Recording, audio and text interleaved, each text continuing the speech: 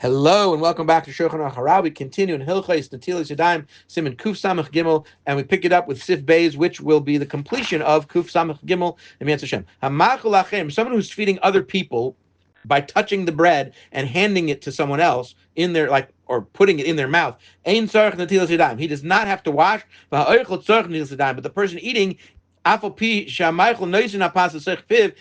the guy who's eating has to wash, even if the guy feeding him is putting the bread in the mouth of that person, and that person who's eating it, but who ain't a negeb pas, he actually isn't touching the bread. So the guy who's feeding it to him doesn't have to wash, but the guy eating it does have to wash because gezerah shema yiga, because there's a gezerah that maybe the person eating will come in contact with the bread. V'amachol, the guy feeding him, avshner geya, even though he is touching the bread, loy gazer alav, he does not have a gezerah. There's no requirement for him to wash. The fisher loy gazer al negias chulin el achila. The only gezerah was the touching of when it's non-kadosh stuff that's not part of, it's not truma, it's not kachim. There's only the gezerah of touching that when he al achila, not on touching it. It's only on the eating and not on the touching mishum srach truma because of its connection with truma. Ubimaichol shehud ubmachil, someone who's feeding someone else. Shehud davasheinu matzui, which is not that common of a thing. It doesn't happen that often. Like gazu, the chachamim did not make the gezerah.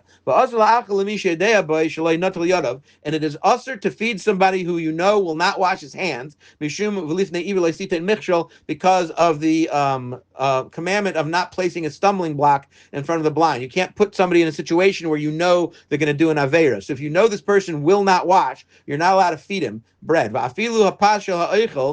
if the bread belongs to that person, but you're just handing it to him, but it's his food, still, you're not allowed to assist people on their way to do an avera,